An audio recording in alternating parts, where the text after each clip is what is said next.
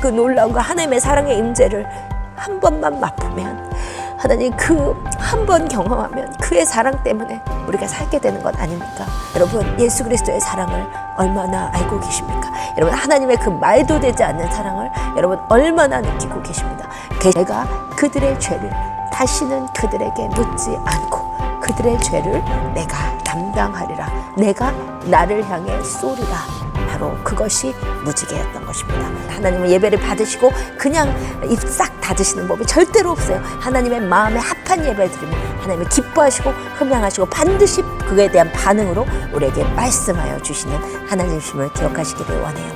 여러분, 그래서 예배가 그 삶의 중심이 될 사람일수록, 진정으로 살아있는 예배가 넘치는 사람일수록 하나님으로부터 특별한 계시가 임하게 되어 있어요. 하나님으로부터 특별한 그 하나님의 마음을 우리가 받게 되어 있어요. 이것이 예배자가 누리는 은혜입니다. 우리가 예배를 자꾸 내 삶에서 제쳐놓고 살면 어떻게 되냐면, 이해선이 예배를 제쳐놓고 살다 보면 어떻게 살게 되냐면 이해선으로 살게 돼요. 이 육신의 내 생긴 대로 살게 돼요. 이 자연인으로 살게 된단 말이에요. 여러분 안녕하세요. 이해선 목사입니다. 한 주간 예수 그리스도 안에서 평안하셨기를 원합니다. 우리가 지난 시간에 방주에서 1년이 넘는 시간 동안 하나님의 말씀하실 때까지 순종하며 기다린 노아에 대해서 함께 나누었습니다. 오늘은 드디어 하나님께서 나오라 하셔서 노아가 방주에서 나오는 장면을 함께 보려고 하는데요. 창세기 8장 20절을 함께 읽어보도록 하겠습니다.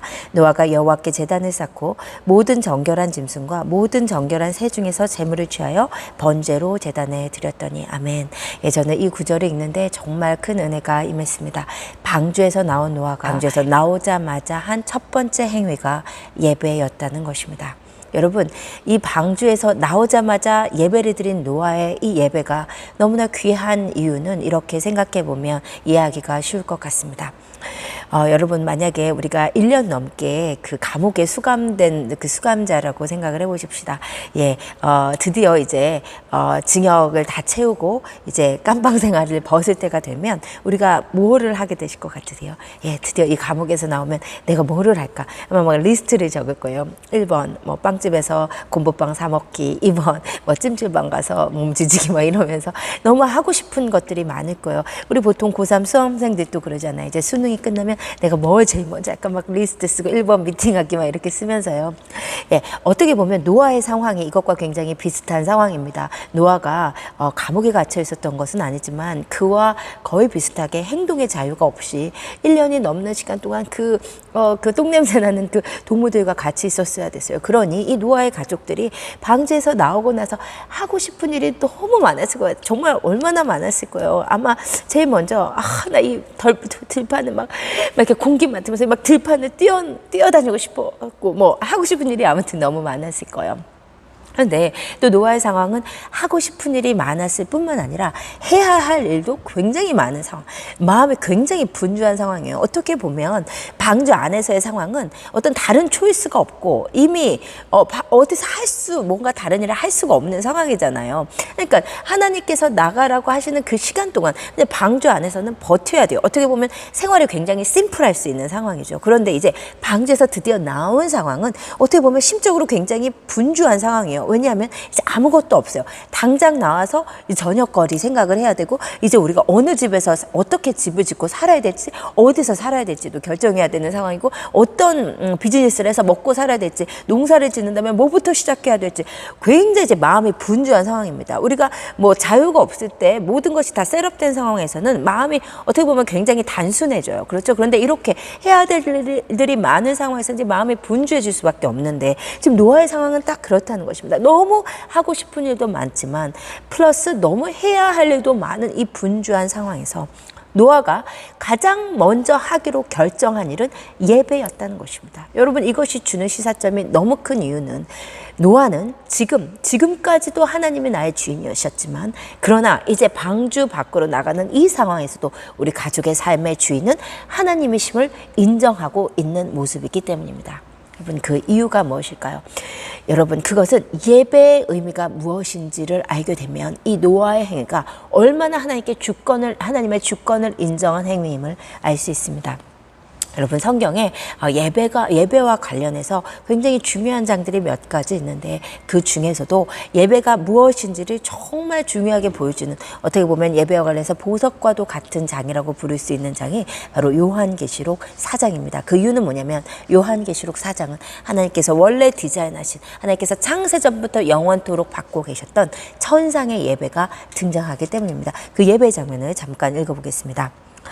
그 생물들이 보좌에 앉으사 세세토록 살아계시는 이에게 영광과 권위와 감사를 돌릴 때 24장로들이 보좌에 앉으신 이 앞에 엎드려 세세토록 살아계시는 이에게 경배하고 자기의 관을 보좌 앞에 드리며 이르되 우리 주 하나님이여 영광과 존귀와 권능을 받으시는 것이 합당하오니 주께서 만물을 지으신지라 만물이 주의 뜻대로 있었고 또 지으심을 받았나이다. 이 요한계시록 4장에는 창세 전부터 예배를 위해서 창조된 생물인 네 생물과 24장로들이 등장합니다. 이 24장로들은 사람이 아니고 창세 전부터 예배 받으시기에 합당하신 하나님을 예배하기 위해서 만들어진 천상의 존재들이에요. 근데 이 천상의 존재들이 하나님께 예배를 할 때 어떻게 하냐면 자기 머리에 있는 관을 자기 머리에 있는 크라운을 면류관을 하나님께 내어드리며 말하길 하나님 영광과 존귀와 감사와 찬송을 받으시기에 합당하십니다라고 말하고 있다는 것이에요. 이것이 바로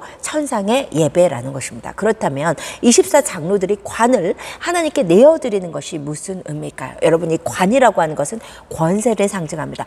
왕권을 상징해요. 주권을 상징합니다. 영광을 상징해요. 그런데 이 장로들이 그 관을 하나님께 내어드렸다. 이것이 바로 예배와 관련해서 본질적으로 중요한 의미인데 이것은 뭐냐면 예배란 내 삶의 주인된 권리가 하나님께 있음을 내어드리는 거예요. 내 삶의 왕권을 내 삶의 주권을 하나님께 내어드리는 행위가 바로 예배라는 것입니다.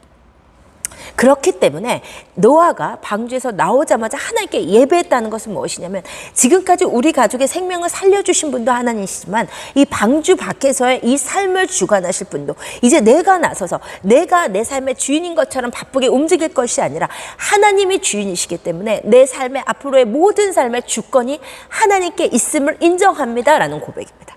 여러분 그래서 이 노아의 예배가 이렇게 귀한 것이었습니다. 여러분 우리가 예배에 집중이 잘 될 때가 있어요. 삶이 너무나 어렵거나 마음이 상처받았거나 그런데 우리가 정말 예배에 집중이 안 되는 순간이 있어요. 어떤 순간이냐면 너무 하고 싶은 예배 말고 지금 너무 하고 싶은 일이 많을 때 예전에는 한국에서 9시 뉴스가 끝나면 9시 50분에 미니시리즈 그 드라마들을 했었어요. 제가 드라마를 엄청 좋아해가지고 이게 영적 전쟁이 엄청 치열했었는데 근데 지금은 모르겠어요. 근데 저희 가족이 보통 9시 뉴스가 끝나면 가정 예배를 드렸어요. 그러면 제 마음이 너무 이게 어려운 거예요.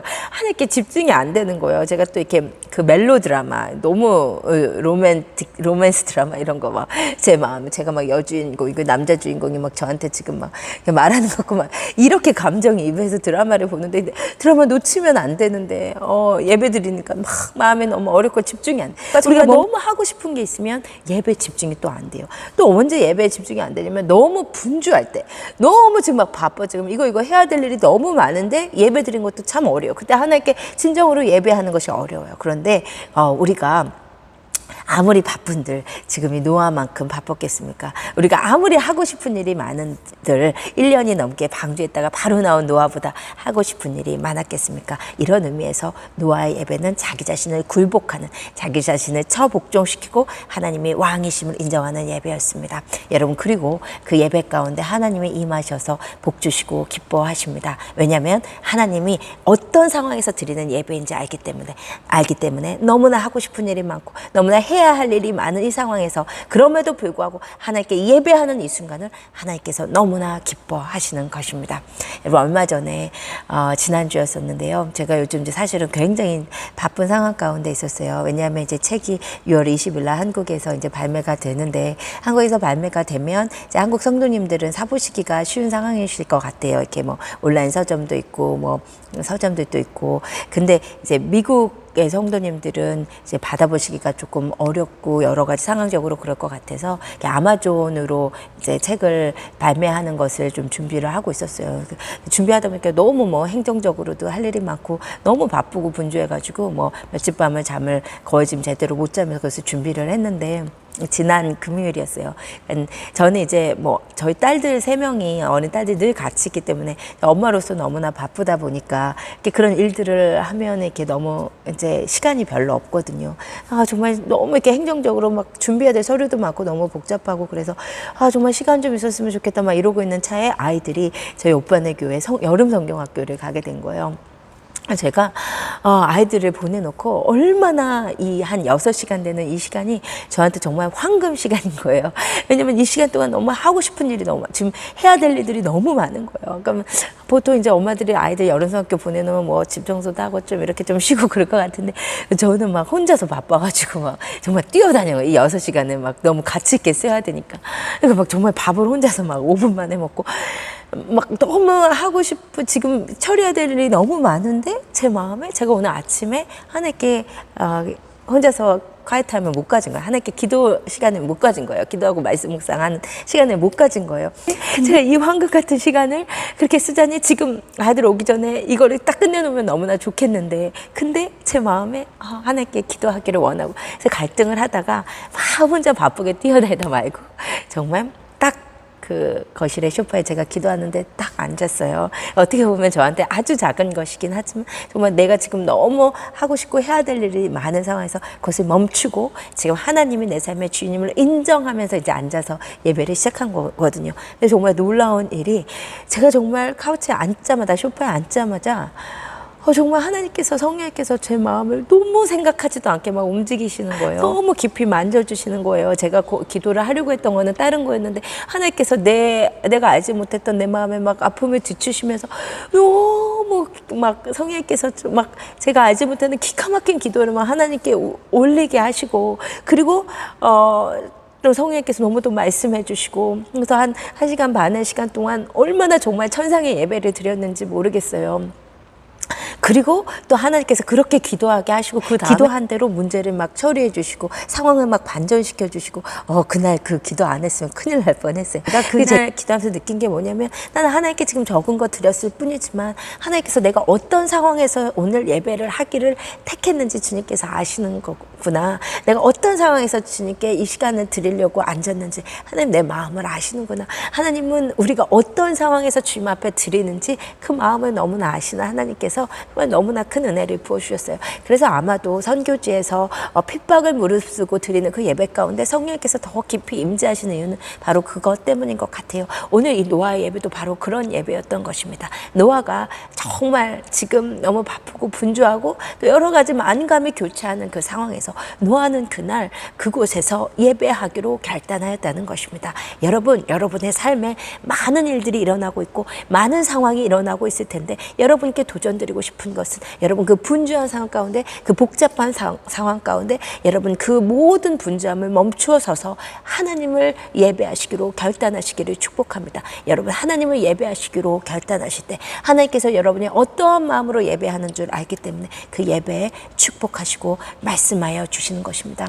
여러분 이렇게 우리의 삶 가운데 예배가 있는 삶은 아까 말씀드린 대로 하나님이 주인 되심을 인정하는 삶이죠. 이것에 대한 극명한 비교가 대조가 바로 아브라함의 삶과 롯의 삶입니다. 아브라함과 롯의 삶은 처음의 시작은 어떻게 보면 일견 좀 비슷해 보이는 행보일지도 모르는데 이 아브라함의 삶과 이 롯의 삶의 극명한 차이점은 무엇이냐면 아브라함의 삶은 가는 곳마다 하나님께 제단을 쌓는 삶이었고 롯에 대한 기록은 그의 삶 가운데 하나님께 제단을 쌓았다는 기록을 한 번도 찾아볼 수 없습니다. 그것은 무엇입니까? 아브라함은 삶의 굽이굽이마다 이 상황을 주관하시는 분이 하나님이심을 계속해서 인정하고 있었고 하나님의 주인이심을 인정하고 있었던 것이고 롯은 자신의 힘으로 살아가고 있었던 것입니다. 여러분 그렇습니다. 예배가 축복이 되는 이유는 그것입니다. 우리가 하나님 앞에 예배하는 그 순간은 아까 말씀드린 대로 하나님 내 삶의 주인이 내가 아니고 하나님이십니다.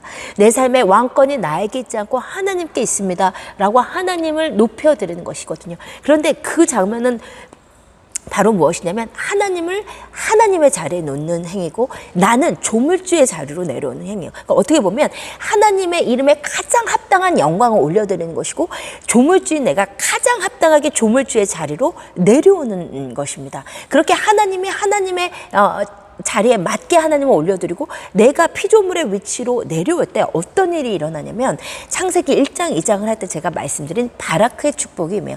바라크라는 것은 무엇이냐면 하나님께서 사람을 만드시고 복을 주셨다고 했을 때 그 복이 바라크라고 했는데 그 바라크는 무릎을 꿇다 해서 파생한 단어라고 했습니다. 그러니까는 하나님이 우리를 만드시고 주신 복은 어떤 복이냐면 우리가 피조물로서 하나님 앞에 무릎을 꿇을 때 조물주신 하나님께서 피조물인 우리 인간에게 내려주시는 축복이 바로 이 바라크거든요. 이 복이요 예배 때 임한다는 것이요. 무슨 말이냐면 그러니까 예배를 자꾸 내 삶에서 제쳐놓고 살면 어떻게 되냐면 이해선이 예배를 제쳐놓고 살다 보면 어떻게 살게 되냐면 이해선으로 살게 돼요. 이 육신의 내 생긴 대로 살게 돼요. 이 자연인으로 살게 됩니다. 그러면 자연인 이해선으로 살아갈 때 내 삶은 어떠냐면 그냥 내 안에서 생긴 대로 이해선 생긴 대로 나와요. 이해선 생긴 대로 나오는 것은 뭐냐면 내 안에 선한 것이 하나도 없죠. 그래서 예배가 없이 살다 보면 내 안에 교만이 나오고 내 안에 음란이 나오고 내 안에 질투가 나오고 내 안에 독함이 나오고 내 안에 뭐 상처가 나오고 내 안에 막 화가 나오고 이것이 예배가 없이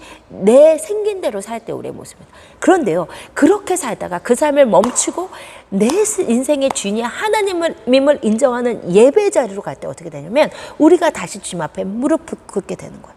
다시 하나님이심을 인정하게 되는 거예요. 그리고 나는 조물주의 자리로 내려가게 되는 거예요. 바로 그 예배 자리에서 자연스럽게 조물주이신 하나님으로부터 피조물인 나에게 내려오는 것이 바라크의 축복이에요.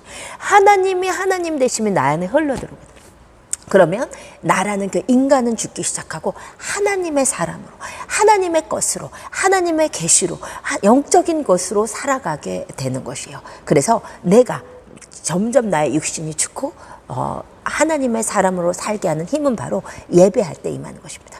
여러분 그렇기 때문에 예배할 때 하나님께서 우리에게 말씀하시는 거예요. 우리가 살면서도 하나님의 메시지를 조금씩 듣기도 하지만 예배 때 우리가 하나님의 음성이 확대되어 우리 삶에 확실하게 선명하게 들리는 이유는 우리가 다시 조물주의 지위로 내려갈 때 피조물의 지위로 내려갈 때 조물주이신 하나님께서 바라크의 축복을 우리에게 쏟아부어 주시고 말씀하여 주시기 때문입니다. 여러분 노아의 경우도 그랬습니다. 노아가 하나님께 이렇게 예배할 때 다시 바라크의 축복이 그에게 임해서 하나님께서 노아에게 말씀하여 주셨습니다. 예배에 반응하여 주셨다는 것이죠. 하나님께서 어떻게 반응하셨는지 창세기 8장 21절을 읽어보겠습니다.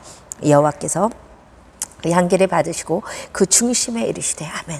여러분 하나님께서 우리의 예배를 흠향하십니다. 우리의 예배를 향기로 표현하여 주신다는 것이 하나님은 우리의 예배를 너무나 기뻐하십니다. 왜냐하면 예배는 하나님이 하나님 되심을 가장 인정하는 행위이기 때문에 하나님의 이름에 가장 합당한 순간이 예배를 받으시는 순간이기 때문에 하나님께서 우리가 예배할 때 그 예배를 너무나 기뻐 받아주시고 예배를 기뻐 받으실 뿐만 아니라 우리에게 말씀하여 주시는 하나님이시라는 여러분 그래서 예배가 그 삶의 중심이 된 사람일수록 진정으로 살아있는 예배가 넘치는 사람일수록 하나님으로부터 특별한 계시가 임하게 되어 있어요. 하나님으로부터 특별한 그 하나님의 마음을 우리가 받게 되어 있어요. 이것이 예배자가 누리는 은혜입니다.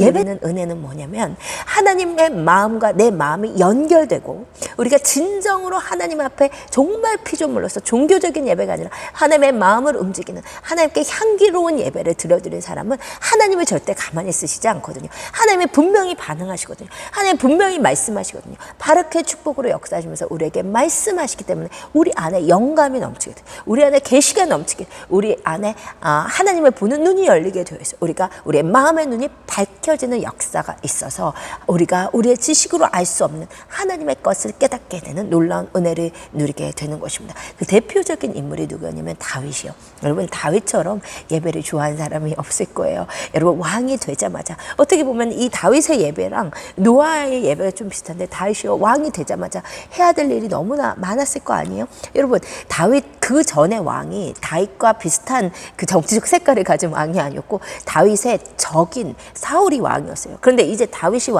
왕이 됐으니 다윗이 해야 될 일이 얼마나 많았겠어요. 그런데 시편에 봤더니 다윗이 왕이 되고 제일 먼저 한 일이 뭐냐면 하나님의 법궤가 도대체 어디에 가 있는 것이냐고 하나님의 법궤를 이스라엘 곳곳을 뒤져서 찾은 거예요. 그리고 법궤를 드디어 찾고 그 법궤를 데리고 오다가 하나님의 법대로 데려오지 않음으로써 우사가 죽는 사건이 일어나잖아요. 그래서 그것 때문에 이 법궤를 가져오지 못하고 오베데돔의 집에 놨는데 3개월 동안 오베데돔의 집에 하나님 축복하셨다는 이야기를 듣고 자기가 이 궤를 드디어 메고 예루살렘으로 올 때에 다시 너무 좋아가지고요. 에봇을 입었는데 그거 흘러내리는지도 모르고 너무 춤을 추잖아요. 여러분, 이 춤추는 다윗의 예배야말로 다윗이 얼마나 예배를 기뻐했는지, 얼마나 진정으로 예배하는 자였는지를 보여주는 거죠. 근데 더 놀라운 것은 뭐냐면 다윗이 기쁨으로 그렇게 예배하는 자였는데, 처음에는 하나님의 법대로 여러분 번제와 화목제를 드리면서 그 예배를 가지고 왔는데, 그렇게 예배하는 다윗이었기 때문에 하나님께서 다윗에게 놀라운 계시를 주시거든요. 그것이 바로 시편 40편 6절입니다. 주께서 내 귀를 통하여 내게 들려주시기를 제사와 예물을 기뻐하지 아니하시며 번제와 속죄제를 요구하지 아니하신다 하신지라. 아멘. 여러분, 다윗이요, 왜 다윗의 장막에 예배를 드렸는지 아세요? 왜 다윗이요, 기브온 산당에서 성막을 그대로 놔두고 그 법궤를 가지고 와서 본인이 거처하는 예루살렘 근처에 장막을 세워놓고 그곳에서 찬양의 제사를 드렸는지 아세요? 다윗이요, 율법을 무시한 사람이었어서가 아니에요. 다윗이 원래는 이 법궤를 가져오면서 계속 번제를, 어떤 기록에 의하면 너무 그 감격스러워서 6발자국 가고 또 번제를 드리고 6발자국 가고 또 번제를 드렸대. 이게 성경에는 없지만 그 전승에 의하면 그럴 정도로 처음에 그 법대로 하지 않아가지고 우사가 죽었던 일이 있으니까 너무나 그 하나님의 법궤를 모셔오는 일이 얼마나 무시무시하고 얼마나 귀한 일인지 깨달은 다윗이 6발자국 가고 번제를 드리고 6발자국 가고 번제를 드릴 정도로 그렇게 법을 철저히 지키면서 이 법궤를 가져올 정도로 그렇게 하나님께 법을 지킨 예배를 드리고자 했다는 것이에요. 그런데 놀라운 것은 뭐냐면요, 그렇게 하나님 앞에 진정으로 예배한 다윗에게 하나님의 계시를 주셨는데, 내가 사실은 번제와 제사와 예물을, 속죄제를, 그것을 요구하는 것이 아니라고 하나님께서 놀라운 계시, 이 계시는 놀라운 계시죠. 구약 성도가 깨달을 수 없는 계시요. 왜냐하면 구약에 있어서 가장 중요한 율법이 제사법이거든요. 근데 하나님께서 이 제사를 기뻐하지 않으신다는, 이거 구약 성도의 입장에서 완전히 이단적 얘기, 이단이 나온 거예요. 그런데 이 놀라운 계시를 받아요. 그러면 하나님이 뭐라고 하시냐면, 내가 기뻐하는 것은 뭐냐? 주께서는 제사를 기뻐하지 아니하시나니 그렇지 않냐면 내가 드렸을 것이라. 주는 번제를 기뻐하지 아니하시나이다. 하나님께서 구하시는 제사는 상한 심령이라 하나님이여 상하고 통회하는 마음을 주께서 멸시하지 아니하시리다. 아멘. 여러분, 이것은 다윗에게 임한 놀라운 계시였습니다. 하나님이 그렇게 열심히 예배하는 다윗에게, 그렇게 열심히 번제와 화목제를 드리는 다윗에게 깨닫게 해주신 것은, 내가 번제와 속죄제를 구하는 것이 아니다. 다윗아, 내가 진정으로 원하는 것은 상한 심령, 진정으로 하나님 앞에 나아가는 그 속마음, 그 중심을 내가 보는 거야. 나는 그 마음을 받기를 원해. 여러분, 이것은요, 오로지 신약 성도인 우리한테만 계시된 놀라운 것인데, 이것을 놀랍게도 구약 성도인 다윗에게 하나님께서 계시하여 주신, 바로 이것 때문에 다윗이 기브온 산당에서 제사를 드리지만 자기는 다윗의 장막에서 진심을 다한 찬양의 제사라는 놀라운 혁명적 예배를 드리게 한 계시였. 하나님이 말씀하여 주신 거예요. 내가 정말로 원하는 건 속중심이야. 상한 심령으로 진정으로 하나님과 마음과 마음이 맞닿은 예배를 원해. 하나님이 말씀하여 주신 것이에요. 여러분, 이렇게 놀라운 예배에 대한 계시를 받을 수 있었던 이유는 뭐냐면, 다윗이 예배를 기뻐하고 삶의 중심에 예배가 있던 사람이었기 때문입니다. 여러분 말씀드리고 싶습니다. 여러분의 삶에 예배가 중심입니까? 여러분, 예배 드리고 계십니까? 여러분, 제가 말하는 예배는 어떤 형식에 맞춰진 종교적인 예배가 아니에요. 여러분, 오늘 여러분의 삶을 잠깐 멈추시고, 하나님, 주님은 왕이십니다. 하나님, 나는 피조물입니다. 하나님, 내 삶의 주인은 주님이십니다. 내 마음대로 할 수 있는 것은 아무것도 없습니다. 하나님, 찬양과 존귀와 영광을 받으시기에 합당하십니다. 주님, 높임 받아 주시옵소서. 그렇게 주님을 예배하고 찬양하는 그 자체가 예배이고, 여러분의 삶에 그렇게 여러분의 분주한 삶을 잠깐 멈추고 하나님의 왕 되심을 인정하는 예배가 있을 때, 그것이 여러분의 삶의 중심이 될 때 하나님으로부터 놀라운 계시가 임하고, 하나님께서 놀랍게 그 예배를 흠양하여 주시며 하나님과 여러분의 마음이 맞닿은 영감이 넘치는 삶을 살 수 있는 것입니다. 여러분 도전드립니다. 여러분의 삶에, 여러분의 개인의 삶에, 여러분의 가정의 삶에, 여러분의 공동체의 삶에 예배가 중심이 되게 하시기를 예수님의 이름으로 축복드립니다. 그래서 이 노아의 예배 이후에 하나님께서 창세기 8장 후반부부터 9장 중반부까지 계속해서 하나님께서 예배에 대한 반응으로 내가 다시는 물로 사람을 심판하지 아니하리라. 계속 이 땅에는 시몬과 거둔과 낮과 밤에 계속되리라 하시면서 하나님께서 그 노아의 예배를 너무나 기뻐하시고 반응하여 주셨다. 하나님의 예배를 받으시고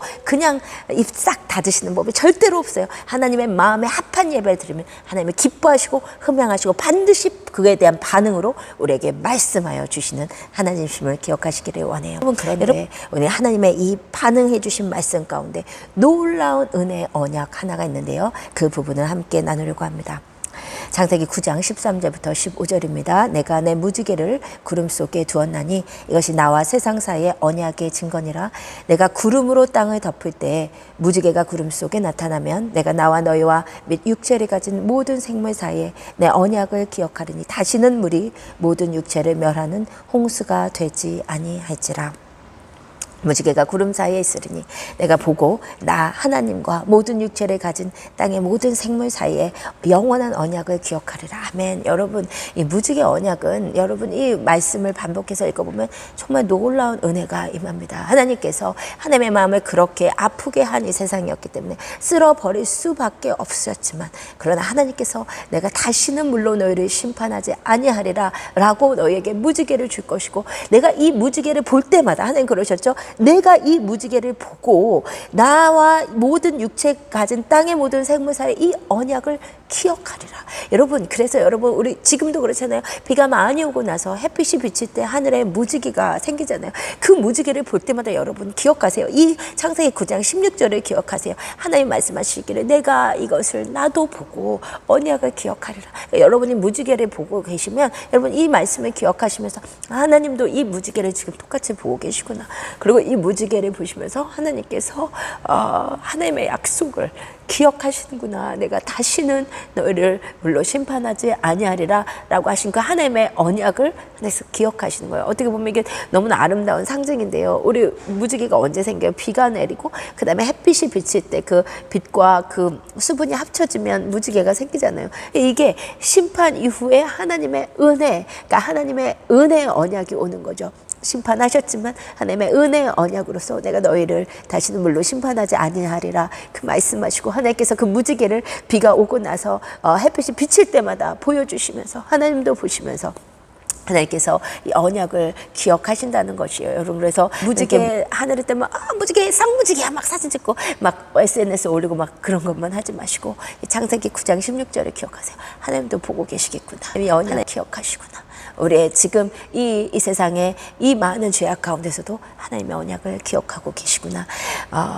그런데 또 이 무지개를 볼 때마다 요즘은 너무나 안타까운 것이 이 하나님의 놀라운 은혜의 언약을 이 사단이 가지고 가서 이것을 LGBT 그 동성연애자 그 호모섹슈얼을 그 상징하는 걸로 이 무지개를 쓰고 있다는 것은 정말 너무나 슬픈 일이 아닐 수 없습니다. 여러분 미국은 지금 이 6월이 그 LGBT의 프라이드 먼스예요. 그러니까 이 성소수자들이 그 자기 프라이드를 드러내는 달이 바로 이 6월이에요. 그래서 뭐 기업체 가보면 뭐 어디 짐에 가보면 다 이렇게 그 종업원들이 이제 다 그냥 기업에서 이렇게 하게 만드는 거죠. 다 무지개를 달고 있어요. 그러니까는 지금 이 성소수자들을 지지한다고. 그 성소수자들 그 소비자들을 위한 행위지만 그 속에는 정말 그 배후에는 그 사단이 역사하고 있는 것이죠. 그래서 이 하나님의 놀라운 언약인 이 무지개를 사단이 가지고 가서 이것을 상징으로 쓰고 있다는 것이 얼마나 가슴 아픈지 모르겠고 또 이것을 볼 때마다 또 정말 우리 주님 오실 때가 가까웠구나.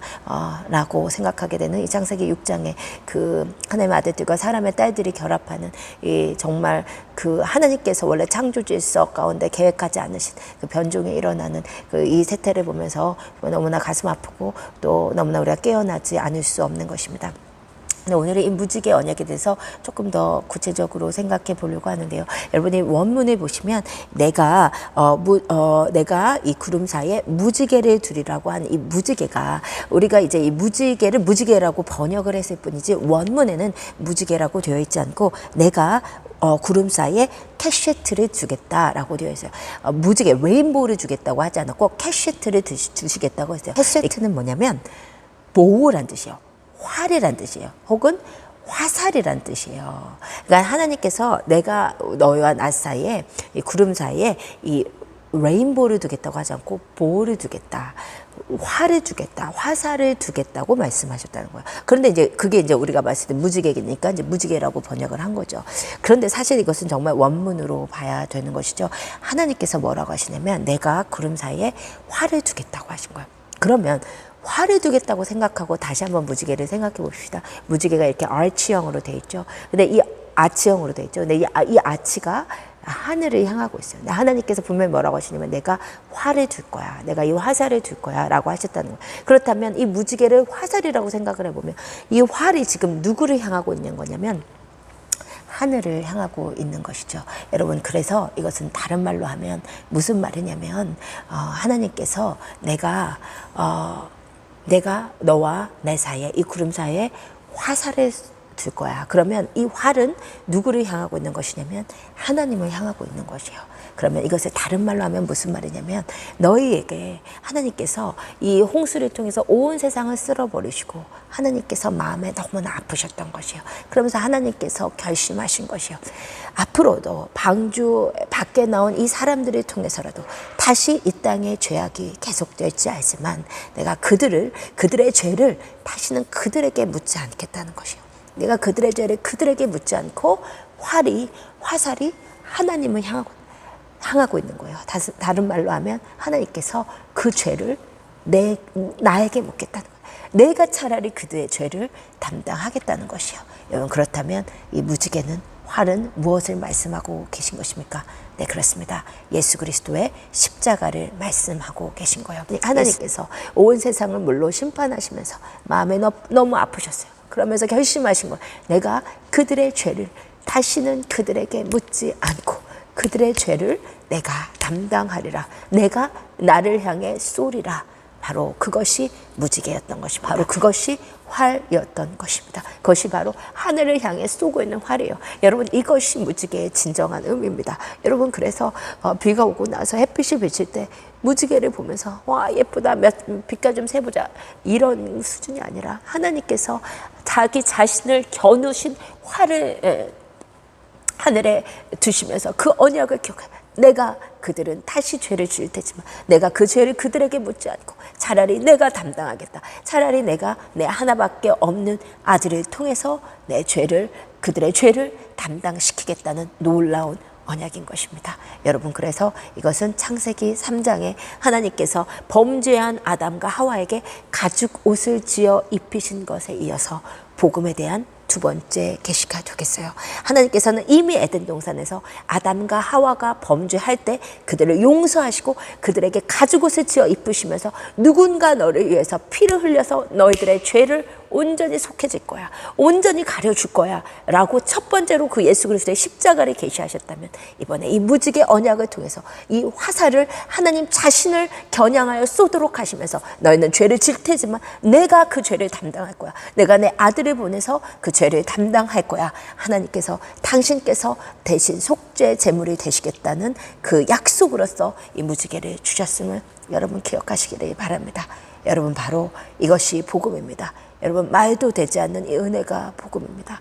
여러분, 하나님께서 범죄한 인간들을 위해서 다시는 그 죄를 그들에게 묻지 않으시고 내가 담당하시겠다고, 하나님께서 대신 담당하시겠다고, 내가 제물이 되겠다고 하나님께서 선언하신 이 무지개를 볼 때 여러분, 우리는 그 하나님의 말도 안 되는 그 하나님의 이해할 수 없는 그 사랑을 우리가 경험하게 됩니다. 여러분, 이것이 복음입니다. 제가 한국교회를 생각할 때 가슴이 아픈 것 중에 하나는, 저도 그렇게 자랐기 때문에 너무나 가슴이 아픈데, 너무나 종교적이고 율법적이고 구약적인 신학이 너무나 아직도 팽배한 것이에요. 그래서 예수님을 사랑하고 예수님을 의지하는 많은 성도님들이 하나님의 뜻대로 살아보려다가 안 됐어. 그러면 그 종교적인 시선, 그 율법적인 시선, 내가 하나님 뜻대로 못 살았다는 그 죄책감에 시달리시는 분들이, 그것 때문에 하나님께 나아가지 못하는 분들이 얼마나 많은지 모르겠어요. 스스로도 그 종교적인 잣대로 자기를 재단하고 또한 다른 사람도 그렇게 정죄하는 것이 이 한국 기독교에 아주 깊이 뿌리 박혀 있는 그 율법적 신앙입니다. 여러분, 그런데요, 율법은 기독교가 아닙니다. 여러분 율법은 신약이 아니에요. 여러분 구약은 신약이 아니에요. 은혜의 법에 예수 그리스도의 그 사랑의 피값으로 말미암아. 그런데요, 우리가 율법에 얽매여 있을수록, 종교에 얽매여 있을수록 예수를 믿는다는 자체가 그냥 너무나 버거울 뿐이에요. 왜냐하면 우리는 언제나 죄질 수밖에 없고, 우리는 언제나 넘어지기 쉽거든요. 우리는 늘 언제나 연약하고, 우리 안에 늘 죄와 갈등하는 자들이거든요. 그런데 그 죄와의 갈등과 오늘 또 반복되는 실패도 불구하고 우리가 다시 일어날 수 있는 힘은 종교가 아닙니다. 너 그렇게 살아야 되잖아. 너 이렇게 해야 됐잖아. 너 이거 안 했잖아. 너 오늘 큐티 안 했잖아. 여러분, 이 종교와 율법이 아니고 오로지 우리를 변화시키는 힘은 하나님의 이 말도 되지 않는 사랑, 이 하나님의 말도 안 되는 이 사랑이 오늘 우리를 변화시키시는 힘입니다. 여러분, 오늘 여러분께 정말 도전드리고 싶습니다. 여러분, 예수 그리스도의 사랑을 얼마나 알고 계십니까? 여러분, 하나님의 그 말도 되지 않는 사랑을 여러분 얼마나 느끼고 계십니다. 여러분, 우리를 변화시키시는 힘은, 그리고 여러분 변화되지 않는 다른 사람들을 변화시키는 힘은 여러분 교회 와서 회개하고 하나님의 뜻대로 살아, 이것이 아니라 하나님이 이렇게 말도 되지 않는 사랑으로 자기 자신에게 화살을 겨누면서 사랑하시는 이 놀라운 사랑. His presence transforms us. His love changes us. 하나님의 사랑이 우리를 변화시키는 것입니다. 하나님의 놀라운 임재가, 우리가 그 놀라운 하나님의 사랑의 임재를 한 번만 맛보면, 하나님 그 한 번 경험하면 그의 사랑 때문에 우리가 살게 되는 것 아닙니까? 여러분, 종교가 아니라, 율법이 아니라, 정죄와 판단이 아니라, 이럼에도 불구하고 내가 오늘 쓰러지고 오늘 또 내가 죄를 지었지만 이런 나임에도 불구하고 나를 사랑하시는 그 하나님의 사랑 때문에 우리가 여기까지 왔고, 그 사랑이 우리를 마지막 날까지 우리를 끌고 가실 것입니다. 여러분, 그의 사랑이, 그의 임재가, 그 너무나 스윗한 그 하나님의 그 놀라운 사랑의 임재가 오늘 또 우리가 하나님의 뜻대로 살아갈 수 있는 힘이 되는 것입니다. 여러분, 그 사랑에 의지하시길 바랍니다. 그 사랑 가운데 여러분 안전하시기를 바랍니다. 그 사랑이 His love, His presence transforms us. 주님의 임재가, 그 사랑의 임재가 우리를 변화시키십니다. 또 그 사랑을 누리시고, 그 사랑 때문에, 그 하나님의 그 말도 안 되는 이 사랑이 너무나 좋아서, 그 하나님의 그 놀라운 말도 안 되는 사랑이 오늘 또 나를 터치하기 때문에, 그 사랑 때문에 오늘 또 주님 뜻대로 살아가는 힘을 얻는 그 놀라운 그 복음의 진수가 여러분 가운데 경험되시기를 예수 그리스도의 이름으로 축복드립니다.